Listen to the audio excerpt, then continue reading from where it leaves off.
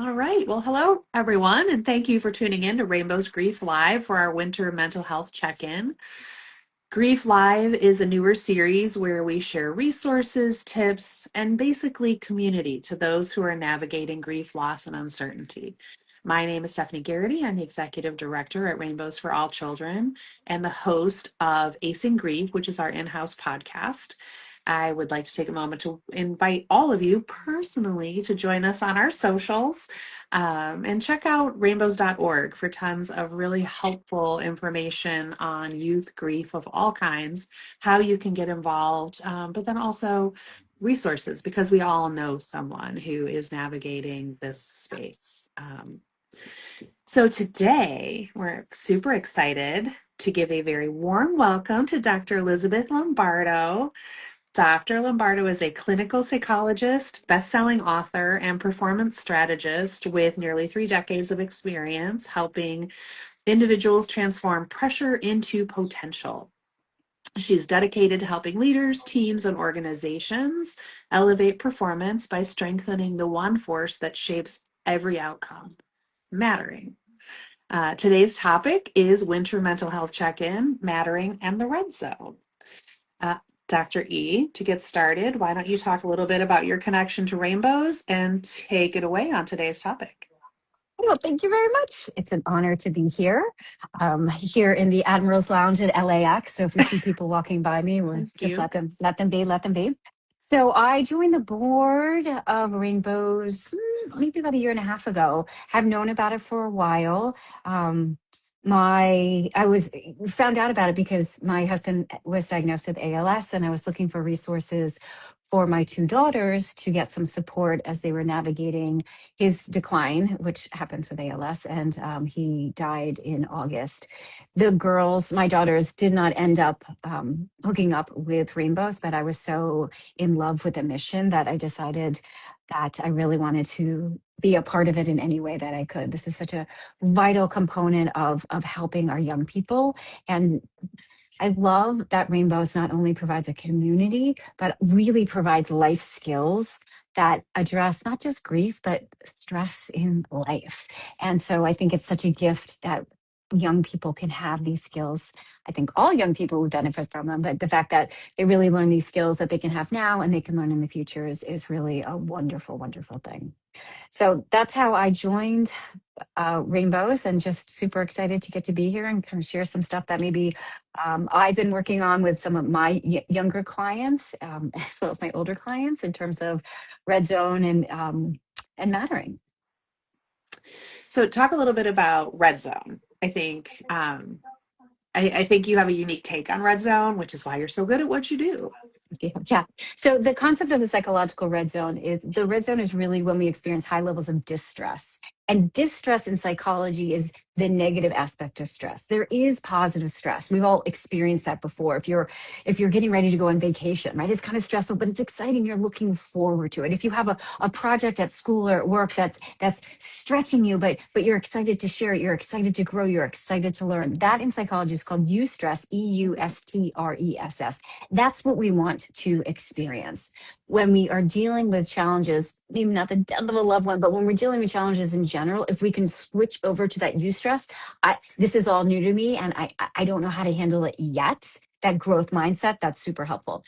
Distress is the more negative aspect of stress. Another way to think of it is any emotion you don't want. So I always say there are no good emotions or bad emotions. All emotions serve us. Of course, there are some emotions that we don't want to spend a whole lot of time in. Sadness, anxiety, fear, anger, overwhelm, helplessness, hopelessness, worthlessness, all of that is what I would call distress. And distress exists on a continuum, right? We can have zero distress. For me, that's getting off the massage table and someone handing me a warm towel, all the way up to 10 out of 10 stress. So if someone's sad at a 10 out of 10, they're probably crying. Someone's angry at a 10 out of 10, they might be yelling. Hopefully we don't exist at a 10 out of 10. And I have never met someone who is only at a 0 out of 10. We're somewhere in between. And the key of this is once we cross the 7 threshold, I call that the psychological red zone. And in that red zone, not only do we feel these emotions more, right? Sadness, we feel sadder. anxiety. We feel more anxious. But what happens in our brain is we start to think in different ways. Out of the red zone, we're using frontal lobe, rational thinking. That's what keeps things in perspective. Yes, this is challenging, and I know I can handle it. When we cross that 7 line into that 7, 8, 9, 10, instead of thinking more rationally, our limbic system, which is that fight or flight mechanism in our brain, basically hijacks our rational thinking. So if you think of a time when you were struggling, and if you could stick a microphone in your brain, the things that we say to ourselves when we're in the red zone tend to be super negative. We personalize other people's behaviors. We have a negative assessment of ourselves, our lives, and everyone around us. And so we actually think differently. So I'm sure you can think of a time when you were in that red zone and the way that you thought, if someone had stuck a microphone in your brain, what you were saying to yourself, what you were saying about the other people, when you got out of it, you might have looked at it and been that isn't really true. So I am super passionate about helping people be aware when you're in the red zone. And we all get in the red zone sometimes. Red zone can look like an anxiety disorder. It can look like clinical depression. It can look like stressed out. And realizing when we're in there, getting out of there to make sure that our mind works for instead of against us. I remember it was my first week in psychology school. I was madly taking notes, and the professor was sharing things like we have 60,000 thoughts every single day. 60,000 thoughts every single day. All of those thoughts, most of them we have no idea we're having, but all of them impact how we feel and how we function.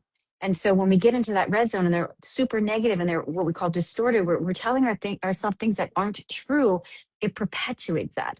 If you feel sad, you tend to think in sad ways, which causes you to feel more sad, which causes you to think in more sad ways. And I call it this red zone tornado. It brings up our distress and it keeps us there, keeps us there, keeps us there. Most of the time, unless people have had this training, unless people are aware of this, most of the time people get stuck there. And the key is being aware when you're there, getting out of it, and then changing that conversation you're having in your mind. And it's not that things have to be easy. It's not that things have to shift outside of us in order for us to shift and to feel better. So I mentioned before, my husband was ill. He was on a ventilator for 8.5 years. He was dying of ALS. I say dying of ALS because it was 11 plus years. That's a long time. That's a very heavy thing to deal with. It would have been easy for me and our entire family to be stuck in that red zone of despair.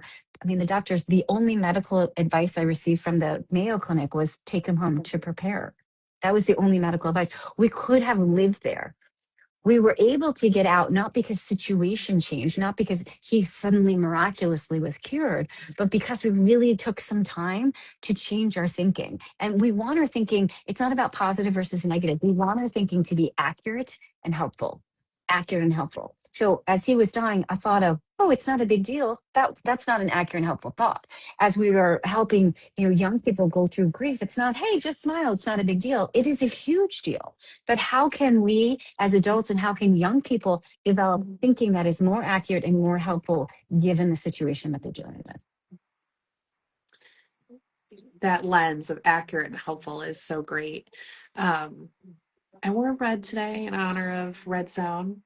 We Yeah. all the whole team has your Red Zone book. I made sure of it. You want to?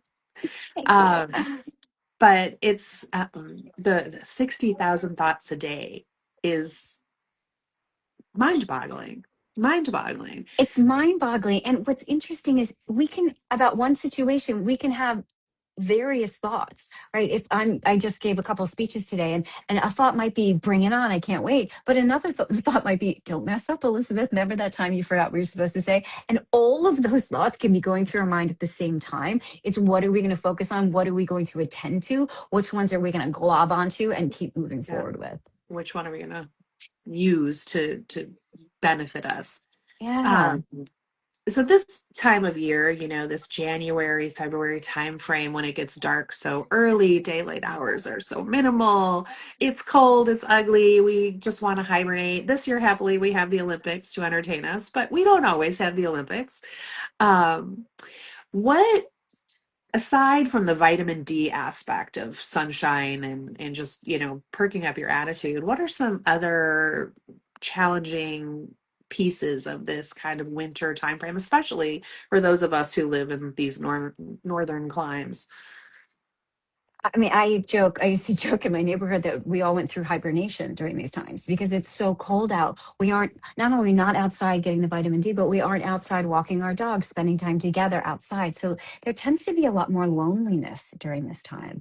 We know that loneliness is a huge detriment to our mental health as well as our physical health. So not being connected with others, not maybe doing some fun things, that's one. Another is maybe we're not as active. I call exercise, and I don't mean exercise like going to the gym, moving your body in any way. I call it non pharmacological Xanax. It is so powerful to our emotional well being that, and when we're not getting outside, when we're not moving as much as perhaps we normally do, that can really deplete our happiness levels. For sure. I know personally when I'm feeling very stressed, like my go-to is always to jump outside, go for a walk, get, because nature is always very healing for me, but just Nature, that piece too. too Yeah. of moving your body and Yeah. reconnecting to your body so that you are firmly in it. That piece of connecting with others, right? That's what our work is at Rainbows is based on is community and connection. Um, but I think sometimes, and I think this became very, very evident during COVID, but in January, February are like these little mini COVID months, right? Where you are kind of stuck in your house because of weather, not socializing, but you probably have a few people that you live with. And I think sometimes that can be stressful too. So can you recommend recommend ways we can stay connected with our housemates, our people, our circle, and kind of avoid some of those pitfalls of, we're in each other's space a little too much. Yeah, I have not this thing, but I have a friend who wrote a book. I married you for dinner, not breakfast, lunch, and dinner. So it's like, right? It's that notion of like, I like spending time with you, but not that much time. It's really about, and it's so individual, figuring out what serves you and then creating those boundaries, clearly communicating. I love you very much, and I will appreciate being with you more when I have my own space. I am an introvert. Now, I love being in crowds. I love being with people. But for me to really recoup, I want to be by myself. My dog is fine, but I want to be by myself doing something. And so, clearly communicating that to my kiddos and to my husband, because my husband was the extrovert. So when he was stressed, he wanted me there. And that wasn't always easy. So figure out what serves you best and then have conversations about it before you get in the red zone. Right, because it's in the red zone. We're like, "Get away from me," and that doesn't isn't really helpful. But if you can say, hey, I noticed that I enjoy having breakfast with you and then having my own time, and then we can spend some time together, figuring out what works for you and clearly communicating that. Also, be aware when you get to a place where you're like, no. Because what happens a lot of times is we try to push through it. I'm trying to be nice, so I'm going to spend time with this person. But inside, we're like, acknowledge that, be aware of it, acknowledge it, and then communicate. I just need to have a little space here. Communication is really the key because everyone knows how they feel on the inside, and every body is different. Even if you've been with a person for decades, they don't know what you need. Only you do. And when I work with clients, I differentiate between being aggressive, being passive, and being assertive, because a lot of times we confuse those. So a lot of times we'll say, I didn't want to say anything because I didn't want to upset the other person. That's when we're passive, right? And if I could draw something, I would have a square with or a box with four squares, and on the top it would say respecting others, and on this side would say respecting yourself. So when we're being passive, we're being respectful to the other person. I don't want to hurt their feelings, but we're not being respectful to ourselves because we're not clearly communicating our wants and needs. Now, a lot of times we're quiet for a little and then it's, get away from me, right? And that's called being aggressive. And so when we're aggressive, we're not being respectful to the other person, but we're actually being more respectful to ourselves because we are communicating what we want. Then there's the worst, what I call the worst of both worlds, which is passive aggressive. Must be nice to, have me cook for you all day. We're not being respectful to the other person. We're not being respectful to ourselves because we're not clearly communicating our wants and needs. Assertive is that it's that beautiful spot where you are clearly communicating your wants and needs and you're doing it in a very respectful way. So that's what we want to focus on and to really realize that not only will that help you be happier, it's going to help your relationship, because if you're communicating that, if they understand what you want, then they're going to be able to take the steps to honor that. That can be really hard. Yeah. Sometimes when, you're a people pleaser, or you grew up in a household where stepping out and saying, no, I don't feel okay with that, wasn't safe to do that. That really is something that I think can be really hard to access. Um, then, I have something I call hot tub syndrome. So hot tub syndrome is if you've ever put your foot into a hot tub and it was so hot you had to take it out, right? yeah. But you do that dance a couple of times and you're like, oh, it feels good. But you do that with both your feet, eventually do it with your entire body. You're in the water up to your neck and it feels so good. You acclimate to things that initially feel awkward and weird. Uncomfortable. So communicating to others, hey, I know this maybe isn't how I've been in the past, but we also know, yeah, I get to the point where I roar and I don't want to do that either. So I'm going to try to be a lot more communicative in terms of what feels good to me and hear what feels good to you and have us work together on that. So we've talked a little bit about Redzone. I happen to know that you might have maybe just recently completed some work on your mattering Yes. So process. yeah, Can I am. you kind of give like a high level descriptor of what mattering is? Because I think for a lot of folks, that's a pretty new concept. It is for a lot of people, and I think you're going to be hearing a lot more of it. So, Yeah. very simply, mattering is when you feel like you add value to others and others add value to you. The research is really overwhelming in terms of how powerful it is. So, I came into mattering because I was looking at mental health issues for young people and how can we help young people who are struggling so much. There are more therapists out there than ever. There are more medications out there than ever. There are more mental health issues out there than ever. They don't all have rainbows to have that support. And so what we find is that when people matter, when they feel like they matter, mental health issues go down. In my language, when people feel like they matter, red zone goes down. It's that powerful. So think about a relationship that you are in where you feel like you matter. But that's the person you want to spend time with them. You want to be giving in that relationship. You want to be yourself there. And so we want to look at opportunities for not just young people. I just gave a talk to 500 executives about mattering in the workplace. So when we can feel like we matter in the workplace, engagement goes up, turnover goes down, problem solving goes up. It's a very powerful mechanism.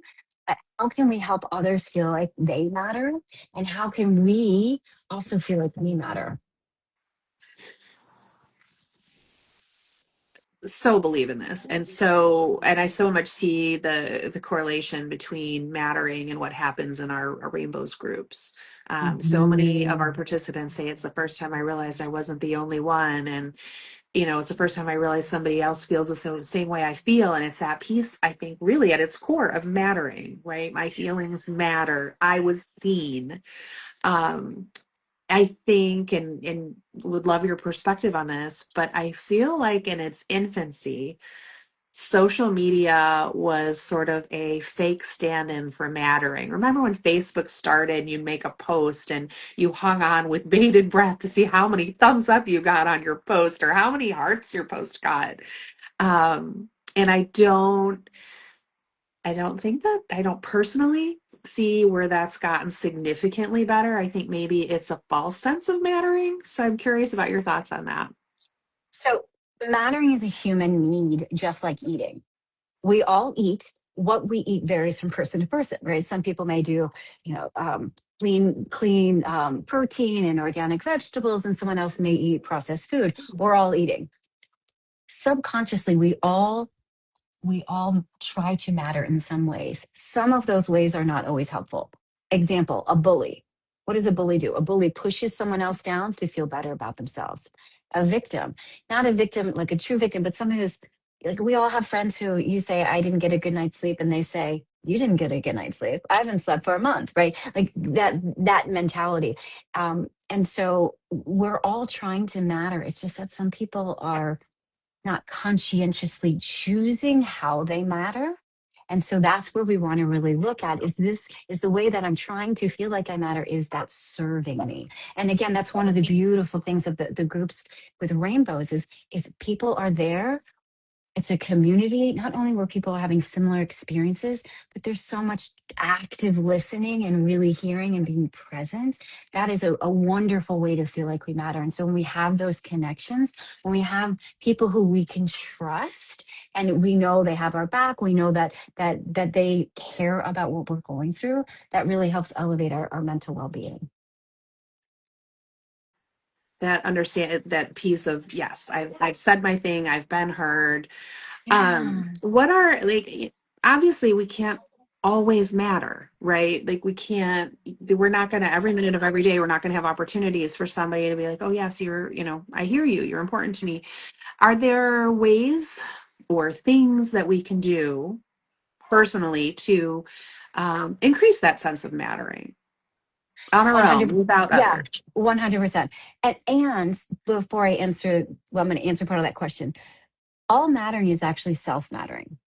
And why do I say that? Because someone can tell me you matter, you matter, you matter. If I don't buy into it, if I don't believe it, if I don't believe them, or I don't think I'm worthy of that, I don't receive that mattering. So I'm glad you brought that up. We don't need people to constantly tell us how great we are in order to feel like we matter. It really is a core belief about ourselves. I used to talk a lot about a concept called unconditional self-worth.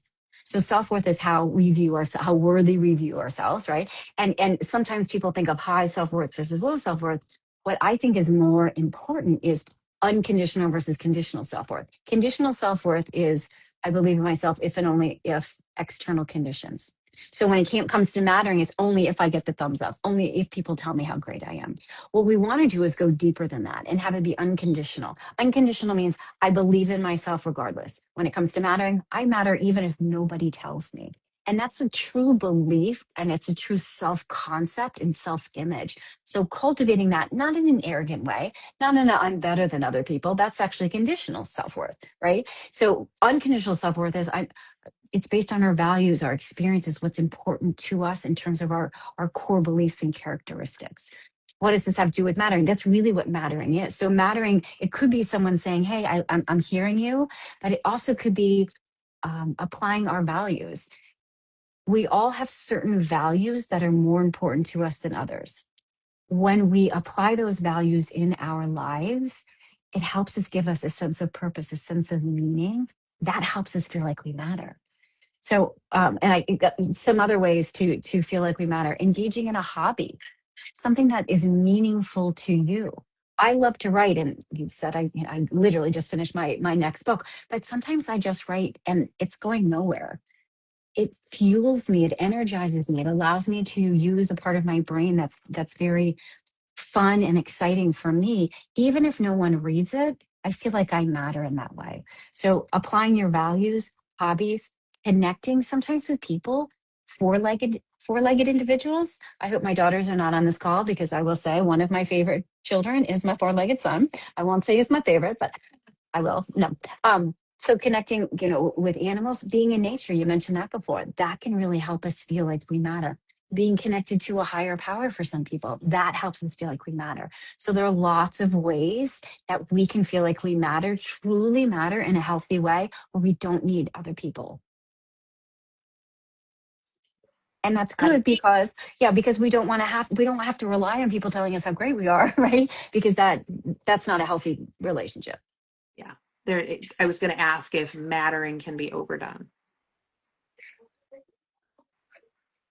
Praise can be overdone, reliance on praise, that conditional self-worth can be overdone. Feeling like you matter, feeling like you are contributing to a cause greater than yourself, you are adding value to others and others are adding to you. I don't think that can be overdone. We just want to make sure we're doing it in a healthy and helpful way. Um, so for caregivers and parents who are on the call, Yeah. we live in some pretty challenging times right now, right? Like there's a lot pulling at us on a macro level of, things that must be done, things that we don't want to see, things we don't want to know about, but we still have these children in our lives that we're trying to bring through this world in a positive way. What are some suggestions, practical tips that parents and caregivers could put into use for their children of any age. I happen to have adult children, and your children are pretty adult too. But from littles all the way up to the bigs, what are some practical ways that we can either A, help them work out of the red zone, Mhm. or B, also to increase that healthy type of mattering? Yeah, and I'll say I see this as kiddos get older and they rely less on parents. For parents whose sole way of feeling like they mattered was their children, whether it's driving them to their after school activities, or maybe it's them playing sports or whatever. They really got that sense of identity and mattering through that. And as that dissipates, there's a, who am I? Where am I? There's actually a huge increased rate of divorce when kiddos go to college, because you're focused on the kiddos for so long, kids are gone, and it's like, oh wait. So I would say first and foremost, who are you as an individual? Yes, you may be a parent, and who else? How do you define yourself? How do you want to define yourself? It's really important that we have other relationships, and I don't mean extramarital, but I mean, having other relationships, friendships, volunteer opportunities. Again, engaging in a hobby. I used to think hobbies are, for when I retire. It's huge for your mental well-being. So looking at ways that you can feel like you matter, that rely solely on you. Meditation can be a wonderful thing. I know for some people, meditation literally puts them in the red zone. If that's you, maybe a little more practice, or maybe this isn't your option. But for some people, every morning I do a meditation, and a lot of times it's a gratitude meditation where I just sit in this overwhelming state of gratitude. And even if I just do it for 3 to 5 minutes, it impacts my entire day. I'm priming my brain to focus on what's going right. That doesn't mean I do not look at what's going wrong. It doesn't mean I'm pretending that there's nothing wrong in life, but really what we focus on impacts us so much. Research out of Harvard always sits in my mind that showed that when we watch the news, someone watches the news for 3 minutes in the morning, even if it's in the background, even if it's on the internet, 3 minutes, it increases your chance of having a bad day by 27%. When we're in that, right? Like it's that powerful. And how Can many I people, argue and be like it's 98%? Can I just yeah, say?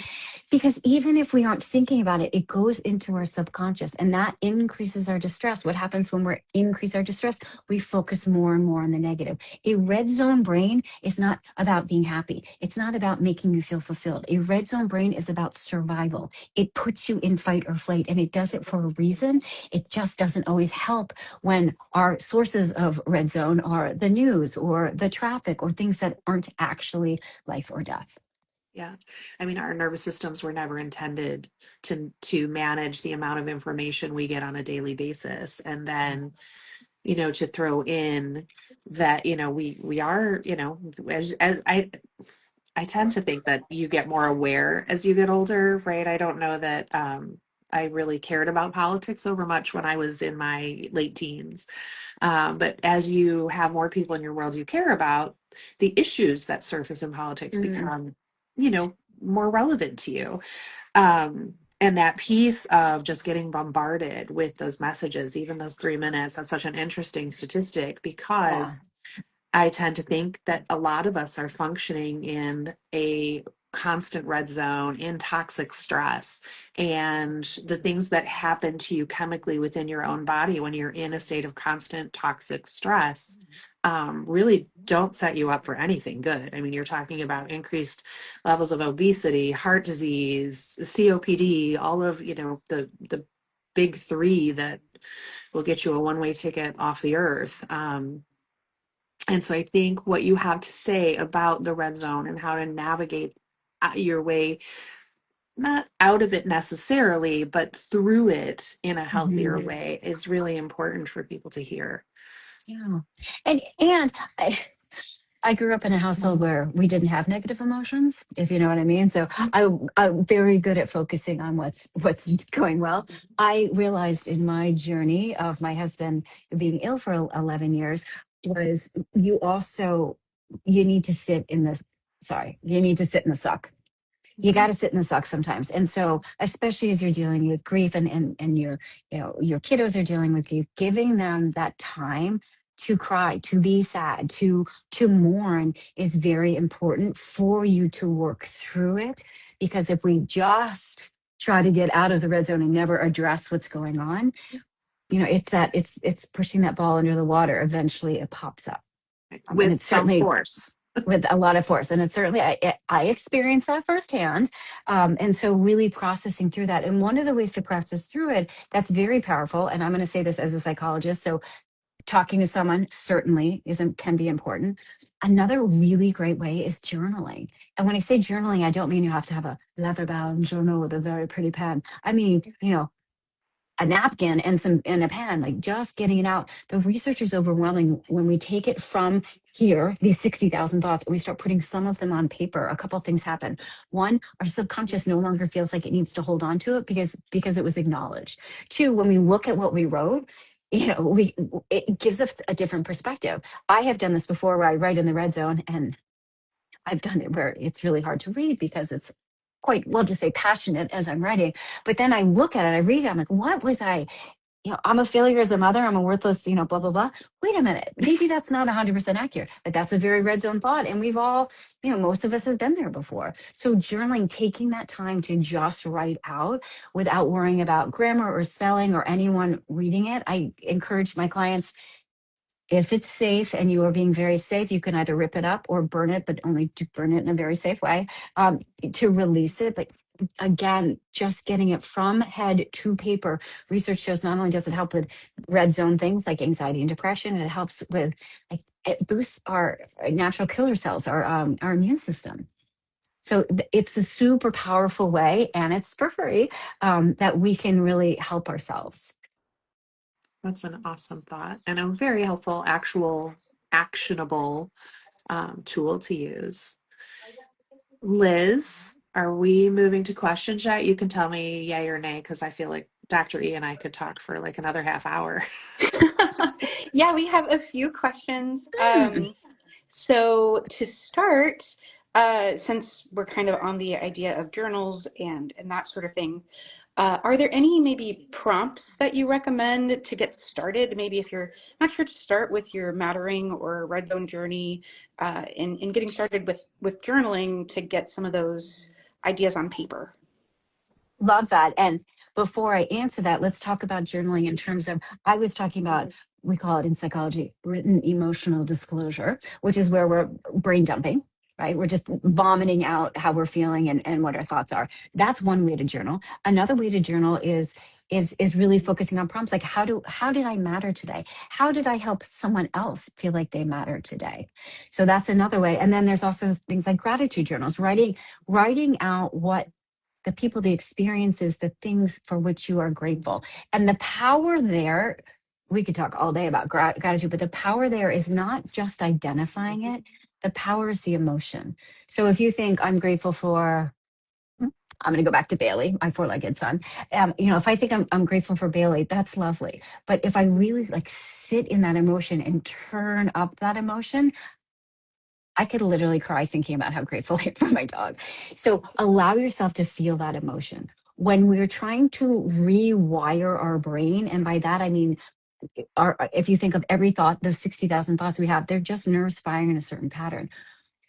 When we have a thought, we're more likely to have it again and again and again. It's why people who are in the red zone, their brain actually becomes primed for red zone thinking, and it just keeps perpetuating. When we move to something like gratitude or mattering, how did I matter? We want to use the power not just of repetition, but also emotion. Emotion turns it up. I have something I called open field theory. If you think of an open field of grass, if you take a pathway on that grass, if you take it once, it pushes that pathway down. You take it over and over again, there's no grass. It becomes the path of least resistance. That's how a one-time thought becomes a belief. It becomes the path of least resistance.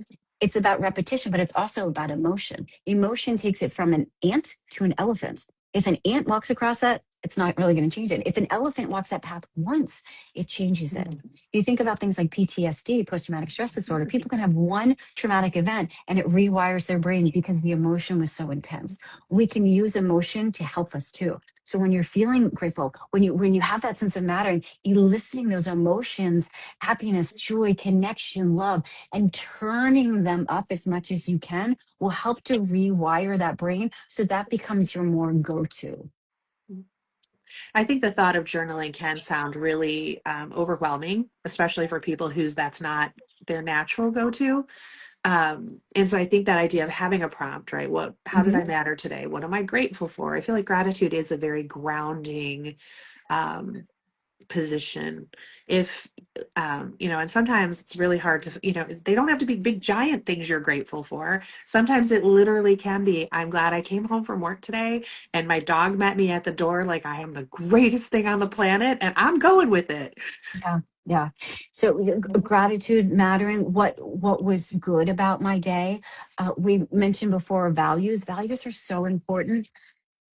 Again, we all have our own values that are important. So figuring out what your core values are and then journaling about that. So if I don't know, generosity is that's a value. If that's one of your core values, then journaling, how did I demonstrate that today? Now, a lot of times people say, well, I don't know what my core values are. What are my core values? You can get online, you can go through a values checklist. But one way that I like to do it is just a quick exercise. If we could do that, can we do that? Sure, we can do Okay. that. So think of someone who you admire. Everyone out there, just think of someone you admire, someone you look up to, someone who you really respect. And then identify three things about that person that you admire. Those, maybe it's their, generosity, their sense of humor, their resilience, their kindness. Those three things that you identify that you like and admire in that other person are values that you admire in yourself. And those, and it's fun because sometimes I do this in workshops and people will say the same person, but there are three things that they admire about them are totally different Different. because it's that unique. And so whatever your answers were to that, those are the values that you want to say, okay, how am I using these today? Again, the research in positive psychology shows that when we apply our values, when we live them, that helps us feel a greater sense of purpose. It helps us feel happier. It helps us feel like we matter more. You can also, we could talk about AI. Some AI, you can just ask, what are some good journaling prompts for mattering, for being grateful, for helping me feel happier? Those are great things to do too. So, Yeah, it's a really fascinating, just that imagery you have of the open field, and the more you believe something, the more that path is sort of laid out for you, whether it's true or not. So that can go for like positive things as well as negative things, and kind of leads into the next question is, how do you sort of, maybe you've been in this rut of assessing your own self-worth on mattering to other people. Um, mhm. what are some uh, signs of that, and like what are some maybe mantras or questions to ask yourself of like, am I doing this because I think I matter, or I think this person, like I'm putting maybe a lot of mattering into another person? And a lot of mattering into the other person's reaction to us. Right? A lot of times we get upset when people don't say or do things that we think they should. We all have what I call a rule book in our mind of how people should act. If he loved me, he would do this. If she respected me, she should do this. And we all have a rule book. Most of us have no idea what the rules are until they're broken.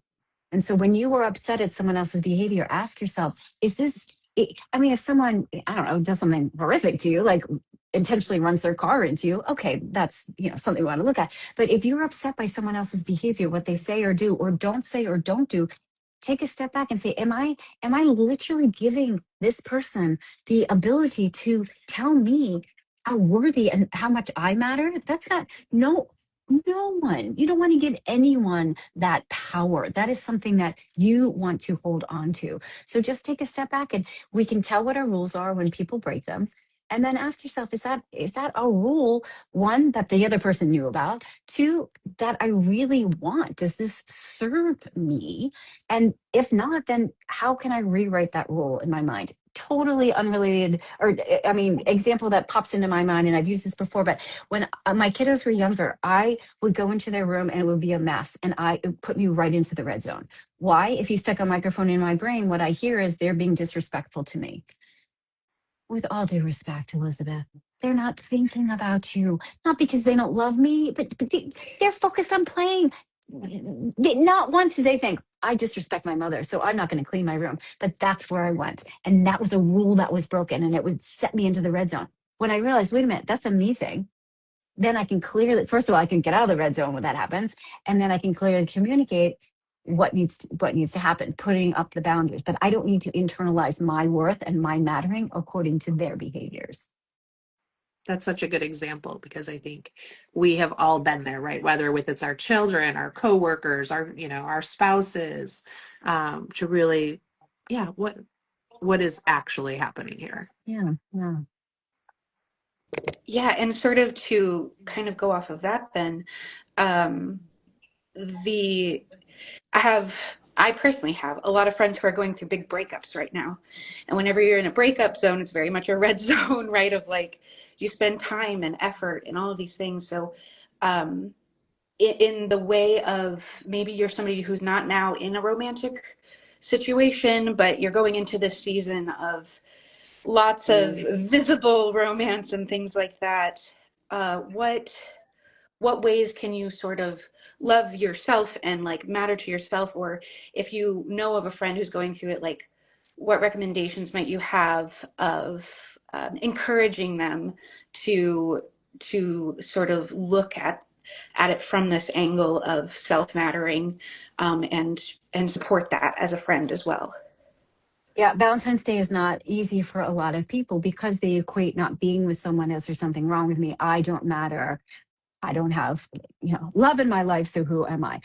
First and foremost, I'd say journal about that. Really look at it. What are you saying to yourself? And would you say it to your best friend? If you wouldn't say it to your best friend, then change that conversation you're having with yourself.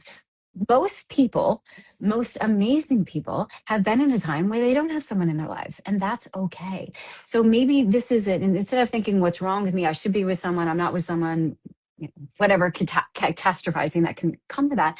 Well, this is my season, or this is my moment right now where I'm not with someone. How can I be the best version of myself? How can I use this time when I actually have time to really elevate how I view myself, the relationship I have with myself? Because then you are going to feel happier, you are going to feel more fulfilled, and energetically you're more likely to bring someone in. But even independent of that, just to feel good about yourself, we want to, in general, we want to be in a place where we are good on our own.